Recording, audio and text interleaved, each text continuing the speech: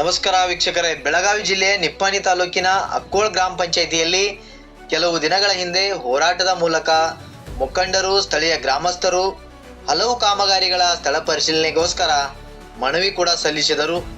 ಅದಲ್ಲದೆ ಇನ್ನೊಂದು ದೃಶ್ಯ ನಮ್ಮ ಹಿಂದೂಸ್ತಾನ್ ನ್ಯೂಸ್ ಕ್ಯಾಮೆರಾದಲ್ಲಿ ಸೆರೆಯಾಗಿದೆ. ಅದೇನೆಂದು ನೋಡೋಣ ಬನ್ನಿ ವೀಕ್ಷಕರೇ. ಅಕ್ಕೋಳ ಗ್ರಾಮ ಪಂಚಾಯಿತಿ ಅಮೃತ ಸರೋವರ ಕಾಮಗಾರಿ ಹೆಸರಿನಲ್ಲಿ ಜನರಿಗೆ ತಪ್ಪು ಸಂದೇಶವನ್ನು ನೀಡಿ ದಾರಿ ತಪ್ಪಿಸುವ ಕೆಲಸ ಮಾಡಿದ್ರ ಅಧಿಕಾರಿಗಳು. ಅಕ್ಕೋಳ ಗ್ರಾಮದಲ್ಲಿ ಅಮೃತ ಸರೋವರ ಕಾಮಗಾರಿ ಆಗಿದ್ದರೆ ಕೆರೆಗಳ ಸ್ಥಿತಿ ಹೀಗೆ ಯಾಕೆ ಇರ್ತಿತ್ತು?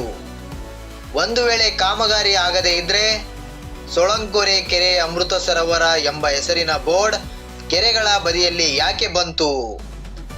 ಒಂದೇ ವರ್ಕ್ ಕೋಡ್ ಇರುವ ಬೋರ್ಡ್ ಬೇರೆ ಬೇರೆ ಕೆರೆಗಳ ಬದಿಯಲ್ಲಿ ಯಾಕೆ ಬಂತು?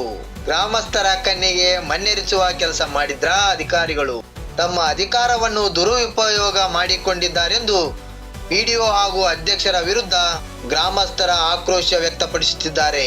ಗ್ರಾಮಸ್ಥರು, ಮುಖಂಡರು ಮಾಡುವ ಈ ಆರೋಪವನ್ನು ಸುಳ್ಳು ಎಂದು ಹೇಳಿದರೆ ಈ ವರ್ಕ್ ಬೋರ್ಡ್ಗಳು ಯಾಕೆ ಮತ್ತು ಹೇಗೆ ಬರುತ್ತವೆ ಎಂದು ನಮಗೂ ಕೂಡ ಪ್ರಶ್ನೆಯಾಗಿದೆ. ಇದಕ್ಕೆ ಸಂಬಂಧಪಟ್ಟ ಅಧಿಕಾರಿಗಳು ಯಾವಾಗ ಸ್ಪಷ್ಟನೆ ಕೊಡುತ್ತಾರೆ ಅಥವಾ ಯಾವಾಗ ಕ್ರಮ ಕೈಗೊಳ್ಳುತ್ತಾರೆ ಎಂದು ಕಾದು ನೋಡೋಣ ವೀಕ್ಷಕರೇ. ಅಲ್ಲಿವರೆಗೆ ನೋಡ್ತಾ ಇರಿ ಹಿಂದೂಸ್ತಾನ್ ನ್ಯೂಸ್.